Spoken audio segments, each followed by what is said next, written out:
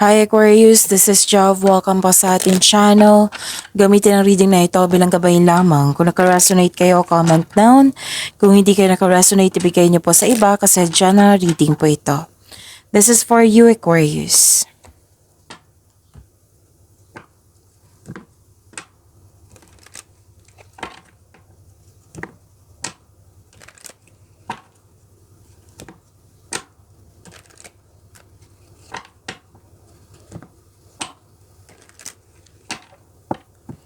Para po ito sa iyo Aquarius.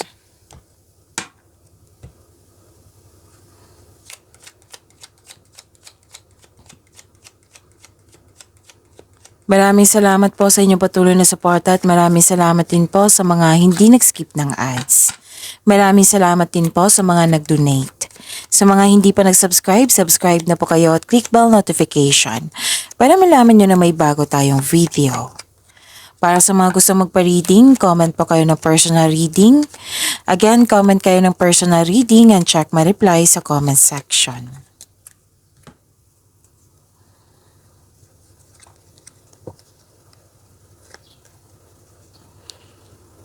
Okay, so abundance and love is blooming, Aquarius. Ang ganda. Nakatanggap kayo ng recognition, compliment, nakatanggap kayo ng tulong o regalo. Oo, happiness, kitang-kita ko po dito, so claim nyo po. Para kang nahihirapan sa paggawa ng desisyon dito or nahihirapan na bibigatan, pati sa sitwasyon, sa isang tao.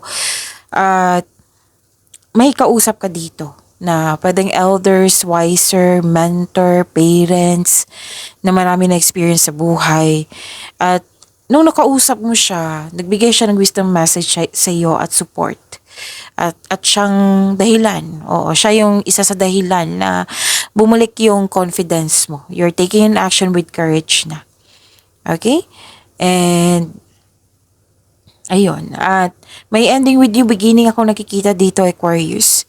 Pwedeng, yun nga, yung sabi ko kanina, nabibigatan ka, nahihirapan ka, pero tinulungan mo yung sarili mo. At nagkaroon ng pag-let go. At nagkaroon ng, sa letting go na ito, magkakaroon siya ng transformation. So, ito na yung ending with new beginning. May concern ka dito sa mahirap kausap or sobrang stricto. At may separation ako nakikita. Pwedeng end of contract, closure, space, pwedeng literal na separation, pwedeng separation of responsibilities, pwedeng you put limitation, boundaries, may nakita kong ganyan. Okay?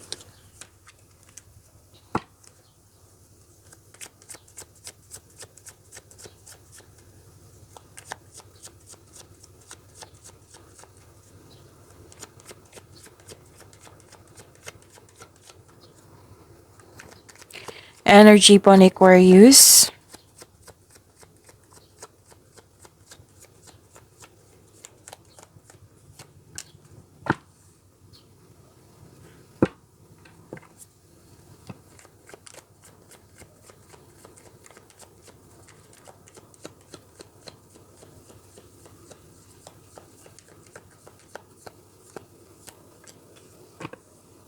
Kung may napansin kayo na repeating message, we need to say pinupush ng cards niyo yan.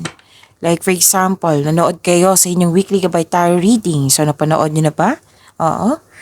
At dito rin. Tapos may napansin kayo na repeating message. Yan po yung pinupush ng cards niyo na kailangan niyo bigyan ng atensyon, solusyon at aksyon kung maaari po. So na yung energy ni Aquarius.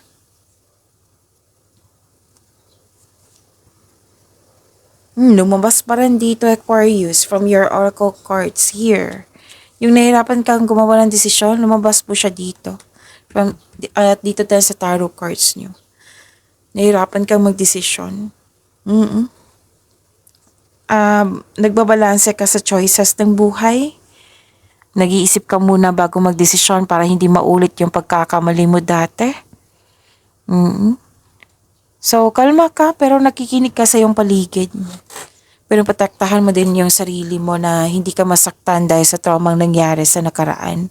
Kumbaga, guarded ka. And so, ask for help Okay? Ask for help, seek help, or ask support para makatulong ito sa pagpagaan ng iyong isipan. Pero the best way, kung ikaw mismo yung nakinig sa iyong sitwasyon at sa paggawa ng sarili mong pagkilos, kasi magbibigay ito ng kaginhawaan na hinahanap mo. Pero kung hindi kaya, then ask for support. Which is nangyari dito. 'Di ba? Sabi ko kanina na lumapit ka or may ano dyan, nakatanggap kayo ng wisdom message na siyang dahilan na motivate kayo. So, gawin nyo. Kasi mga katulong yan. Okay? Okay. Magtiwala sa inyong sarili, Aquarius. Sabi ng card, magawa kayo ng courageous choices, decision man, at magtiwala sa inyong sarili. Okay? Kahit anong tong desisyon na ito, sa personal life ba, love life, romance, career and money, take time, magkaroon ng matibay na plano. Para may pumasok or papasok kayo sa negosyo, ang ilan sa inyo, or mag-change career. May nakita kong ganyan eh. Pero yung reminder ng card dito, Aquarius, na yung mag-decide kayo. Kasi nagkaroon ng hesitation eh. Kasi ayaw mo ngang magkamali. Ayaw mo magkaroon ng negative outcomes. Natagalan ka sa paggawa ng desisyon. So this card asks you na don't hesitate too long. Makinig kayo sa inyong intuition. Magtiwala kayo sa inyong sarili.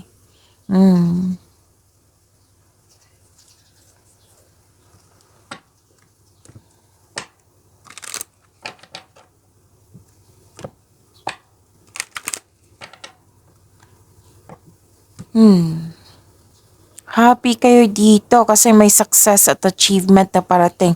May parating na blessings po na it will lead you to happiness. Improvement sa health is on the way. Nag-recover ka na. Oo. Like for example, stress kayo the other day, last week. Oo. Tapos ngayon, naka-recover ka na. Okay na. Kasi ito ay magandang kalusugan. Kaligayahan, at kaaya-ayang pakiramdam. So, recovery ito sa mga bigat ng nararamdaman. So, this is okay na. Okay na ito. Oo.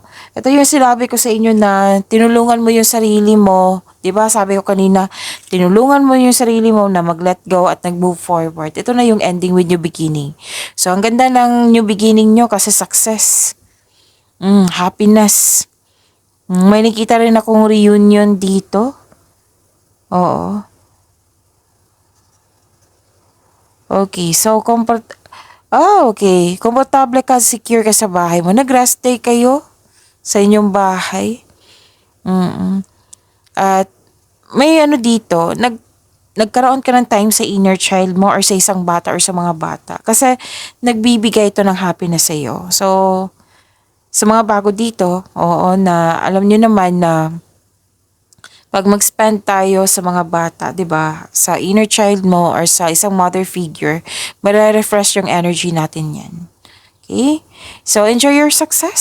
Success lies ahead if you keep the path. May matatanggap kang news na may buntis or wedding, ang ilan sa inyo.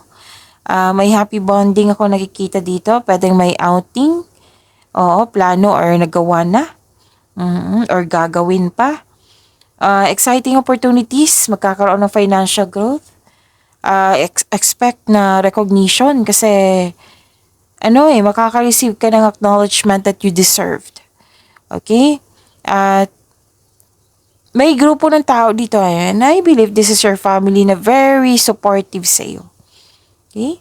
Very supportive sa iyo. You're feeling healthier inside and out. Na-overcome mo na yung mga challenges, struggles ba yan, obstacles ba yan, na-overcome na.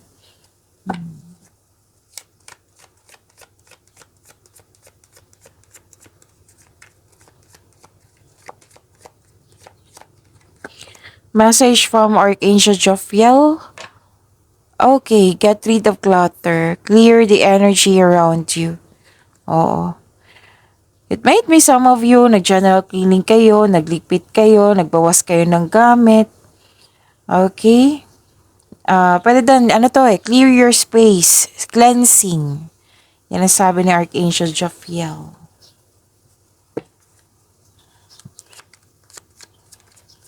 Or may mga sitwasyon dyan or gamit na hindi siya naging maayos, ngayon aayusin mo na.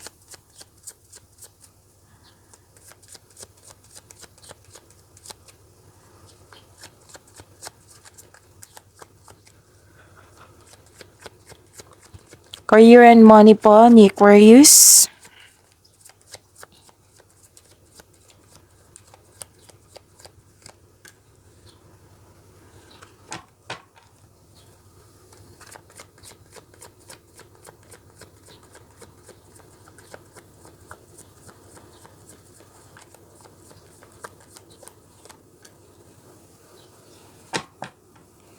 Career and money ni Aquarius.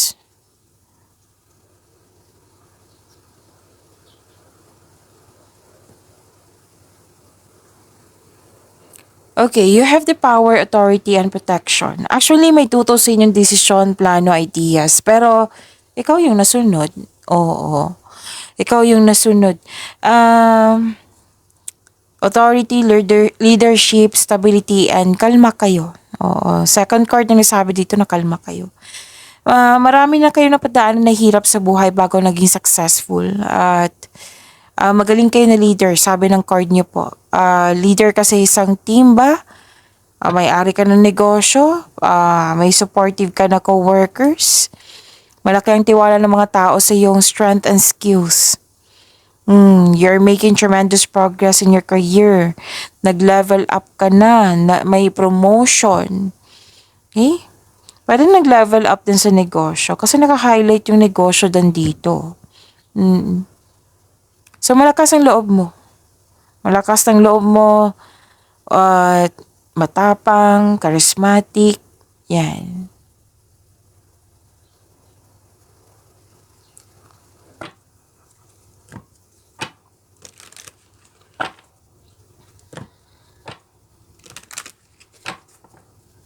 Disappointed ka sa tutol sa'yo. Tutol sa ideas ba, plano, desisyon. Pero nasunod pa rin ang gusto mo. Siyempre, dapat magtiwala kayo sa sarili, di ba?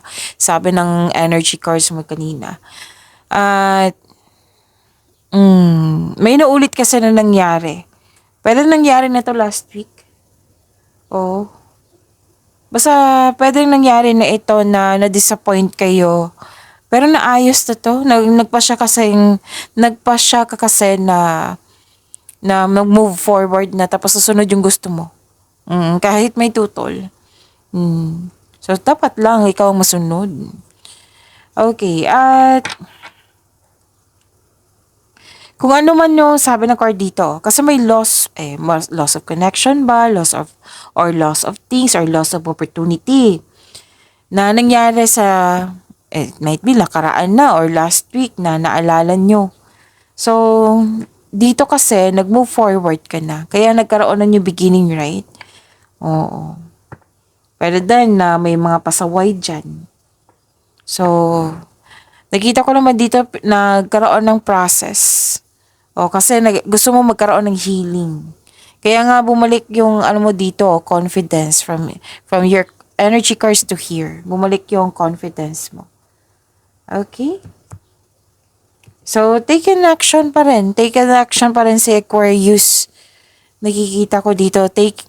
You're taking action. Nag-move forward kayo. Oo. Kasi importante sa'yo, present. Tapos, para may expectation kayong better future.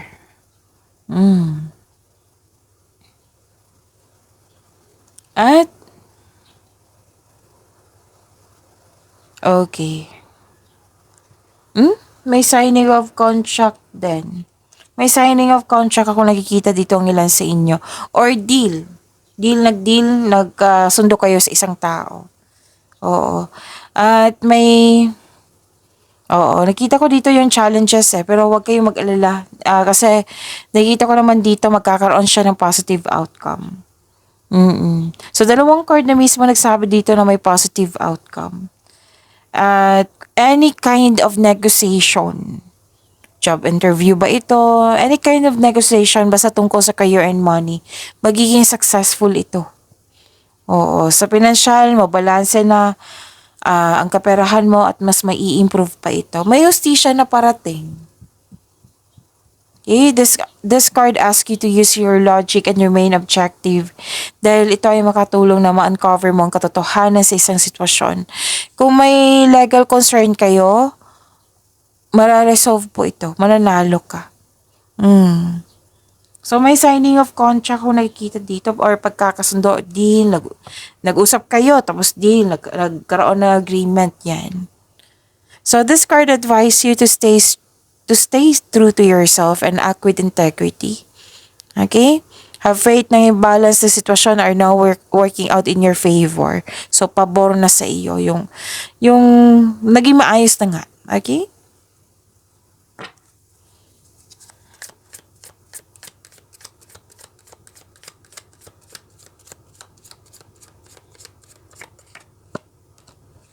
Leadership. Lumabas din, 'di ba? Sabi kanina sa inyong card na magaling kayo na leader.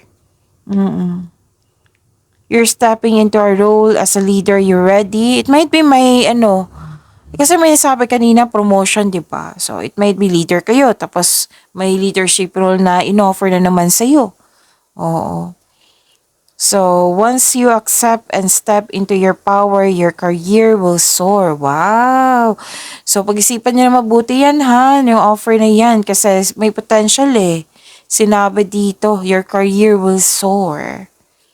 So, wag po daw kayo mag-hesitate.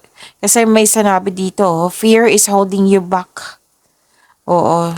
Yan yung magkakaroon ng blockages yung fear. So, kailangan mong ma-overcome yan. Nakita ko naman dito na okay ka na.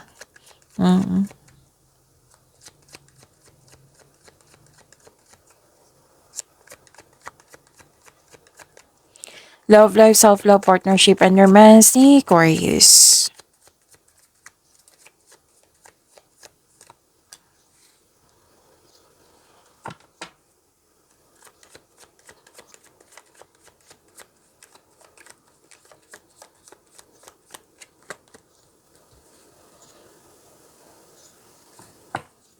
Okay, nag-iipon si si Aquarius. Ingat na ingat kayo sa pera, Aquarius.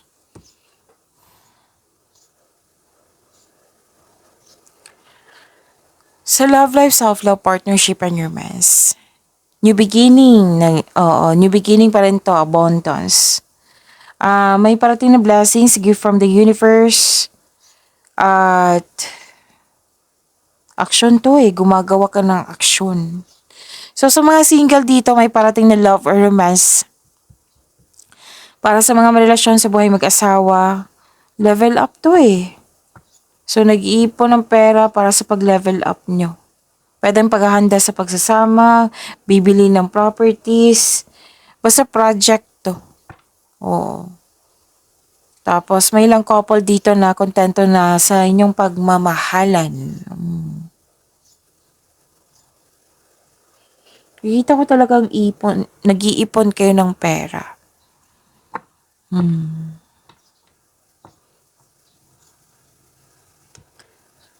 Okay, makakatanggap talaga kayo, regalo, alok, or pamanang parating. Which is sumabas dito din sa dalawang card. No, ang ganda. Binavalue mo ang pera at hindi ka madamot. You're saving money for your future or may specific goal. Yung gustong bilhin nga. Ang ilan sa inyo nagtrabaho sa abroad or magtrabaho pa sa abroad or di kaya yung trabaho nyo malayong lugar. Oo. Or di kaya nagtrabaho kayo dito sa Pinas pero connected kayo sa labas. It might be mga kliyente nyo, foreigner, or oo. At okay. Single ka man, may relasyon sa buhay mag-asawa. Sense of stability talaga nakikita ko sa dalawang card na ito. Pera nakikita ko dito Disiplina sa pera. Kasi nga, may project kayo. Yung hinahanda yung sarili. Naghahanda kayo. Yan. So, sa mga single dyan, naghahanda kayo, gusto mo ng stable na. Kaya nag-iipon ka. Kasi stability ang nakikita ko dito eh. Sa mga relasyon, sa buhay mag-asawa, yun nga, may project kayo. Para sa pag-level up nyo. So, ang ganda.